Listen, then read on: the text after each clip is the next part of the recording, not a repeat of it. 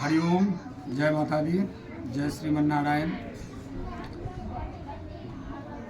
आज मैं आपके समक्ष प्रस्तुत हुआ हूँ बंधुवर। यूँ तो हमारी जो भी वीडियो होते हैं उसमें हम ऐसी ऐसी बातों को बताते हैं कि यदि उन बातों के बारे में आप बारीकी से अध्ययन करेंगे या समझेंगे, चिंतन करेंगे, मनन करेंगे तो आपको समझ में आएगा कि ये जो मैं बता रहा हूँ या बोल रहा हूँ वो कोई यूं ही मैं नहीं बोल रहा हूँ।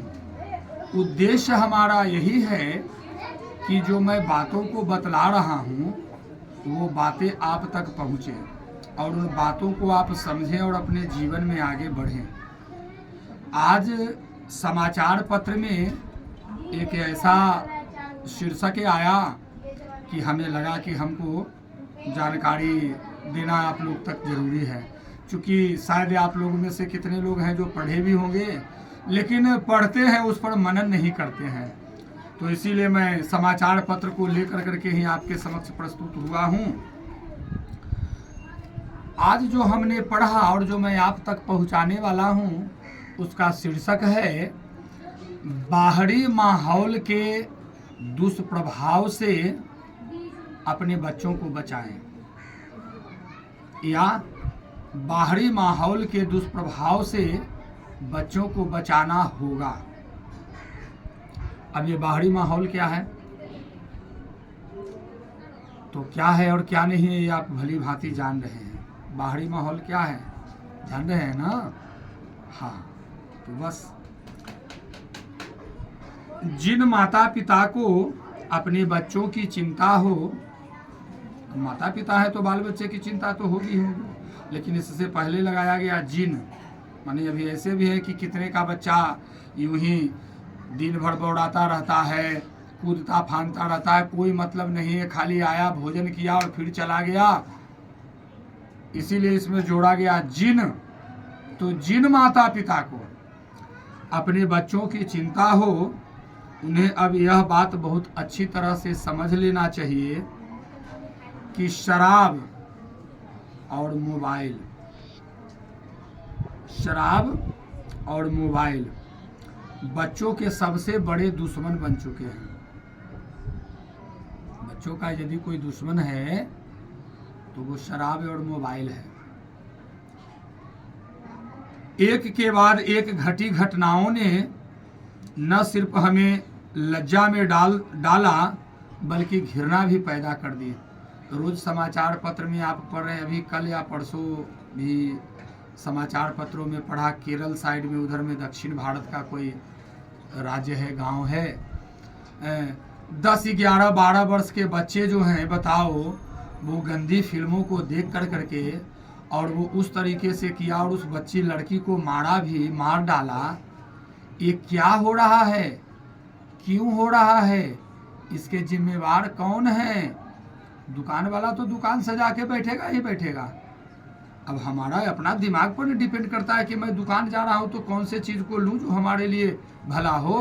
तो मोबाइल फ़ोन है, उस पर तो हर तरह के कंटेंट आते रहेंगे, क्योंकि ये तो व्यवसाय बन चुका है। लोग इससे 2 रुपए कमा रहे हैं, पैसे कमा रहे हैं, तो वो तो करेगा ही करेगा अपने वृत्ति को चलाने के लिए। जैसे शराबी शराब बेचने वाला बोलेगा कि मैं तो वृत्ति चला रहा हूँ, घर चला रहा हूँ, है ना। बकरी काटने वाला बोलेगा मैं तो इसके पैसे से घर चला रहा हूँ। बात भी ठीक है भाई, वो तो करेगा ही करेगा।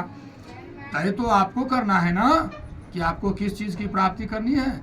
तो मोबाइल और शराब, ये 2 चीज़ों को सबसे बड़ा दुश्मन अभी के समय के लिए, अभी के समाज के लिए, अभी के माहौल के लिए यह बन चुका है, जो हमारी आने वाली पीढ़ी को ये चौपट कर रहा है, बर्बाद कर रहा है, नस्लों को बर्बाद कर रहा है बंधुवर।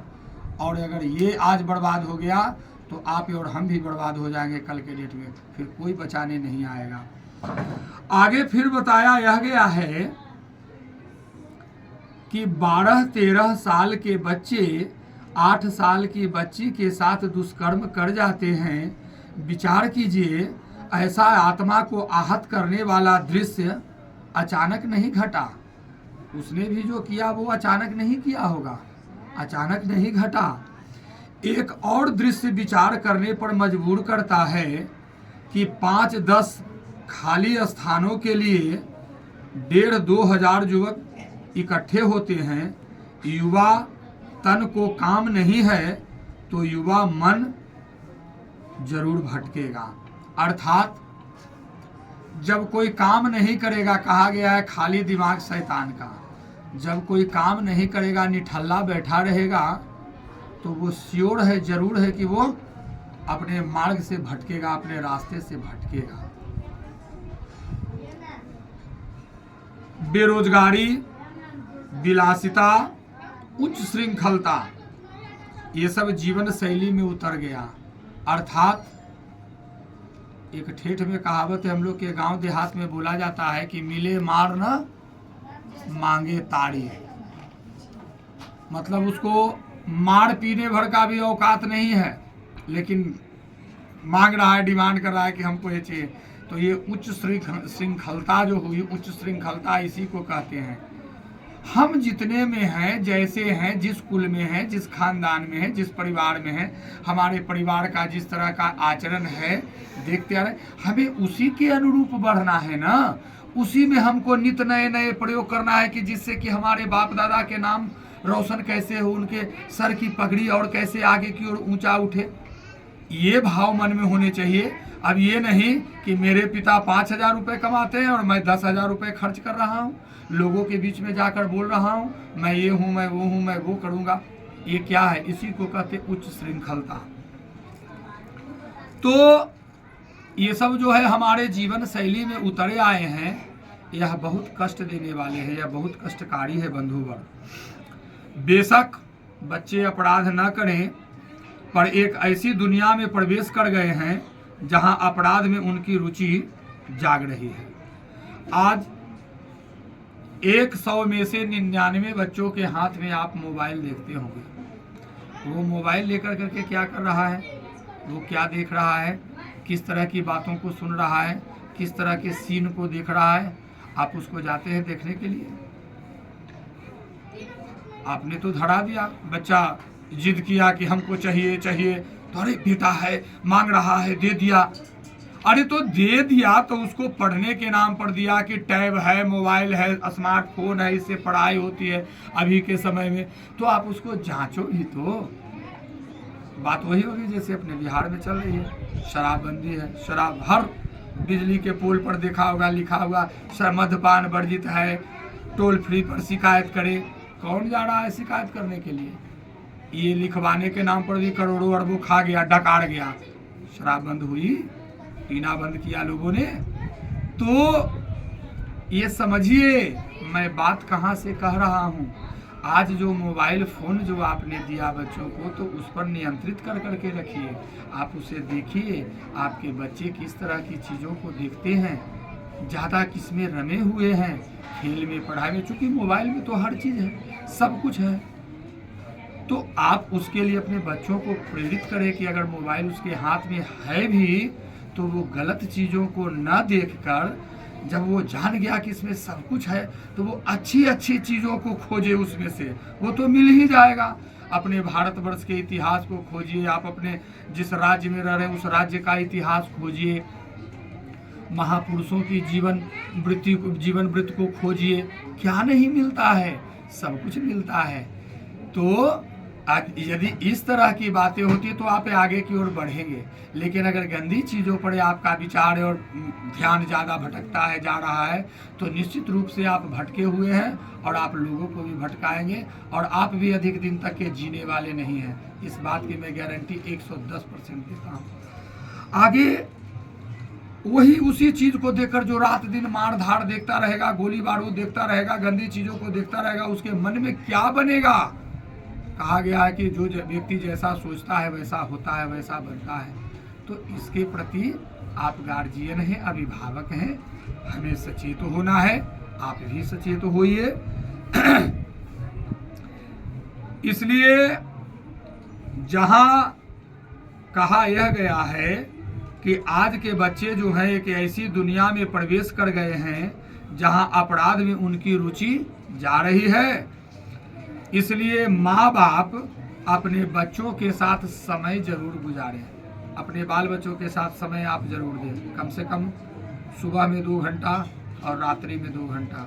आप ऑफिस से आने के बाद, ड्यूटी से आने के बाद, काम से आने के बाद अपने बच्चों के साथ जरूर बैठिए, उससे जरूर कुछ प्रश्न कीजिए, पढ़ाई लिखाई से ही संबंधित या जो भी हो, जो आप जिस तरह से आप करते हैं, लेकिन कीजिए।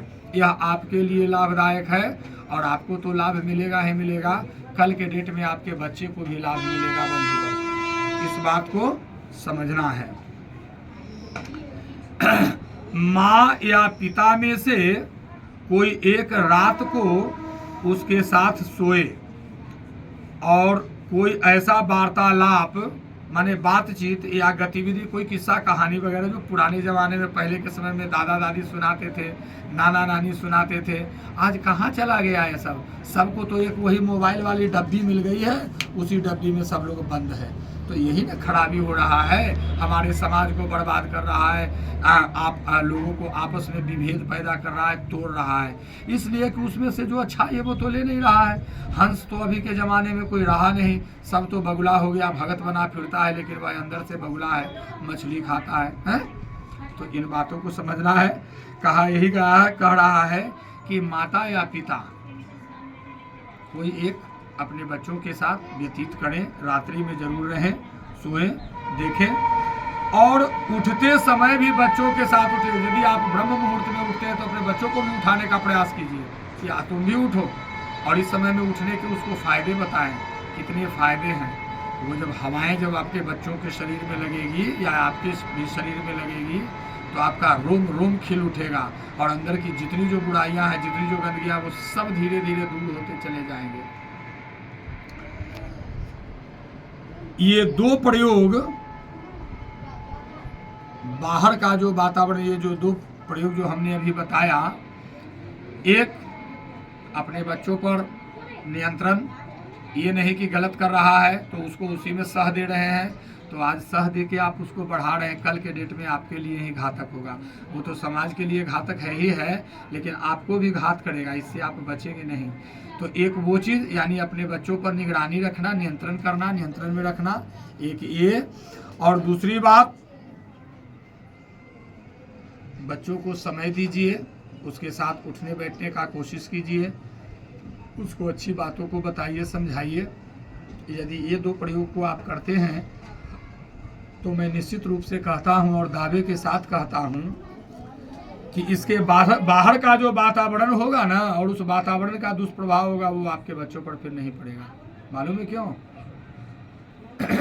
यूं रहीम उत्तम प्रकृति, रहीमदास जी के दोहा से मैं समाप्त करूंगा। यूं रहीम उत्तम प्रकृति का करी सकत कुसंग, चंदन विष व्यापत नहीं, लपटत रहे भुजंग। जब आपके बच्चों में उस तरह की वृत्तियां आ जाएगी, अच्छे संस्कार आ जाएंगे, अच्छे सोच विचारे आ जाएंगे, कोई कुछ भी करता रहे, कहता रहे, उसको तो कोई फर्क पड़ेगा ही नहीं, क्योंकि वो तो दूसरी संस्कृति परिवेश में पला बढ़ा है ना।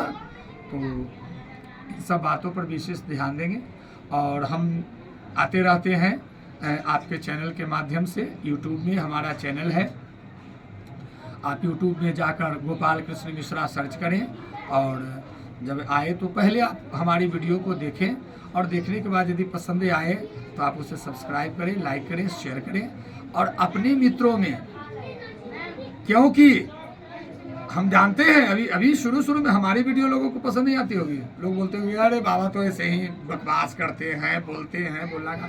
लेकिन एक बात आप ध्यान कर लो भाई, एक ऐसा समय आएगा कि अभी जितने जो लाल पीले ब्लू उजले गुलाबी काले नज़र जो आ रहे हैं, ये सबकी शामत आने वाली है। क्यों? क्योंकि हमारा अस्तित्व जाग उठा है और मेरी लड़ाई किसी एक के प्रति नहीं, बल्कि मेरी लड़ाई उस अंधविश्वास के प्रति है, उस अंधश्रद्धा के प्रति है, उस अंधभक्ति के प्रति है। और मैं बार बार उंगली उठाऊंगा, हाथ उठाता रहूंगा और मैं बोलूंगा। इसलिए आप इन सब बातों को समझें और अपने मित्रों में शेयर करें, आगे बढ़ाएं।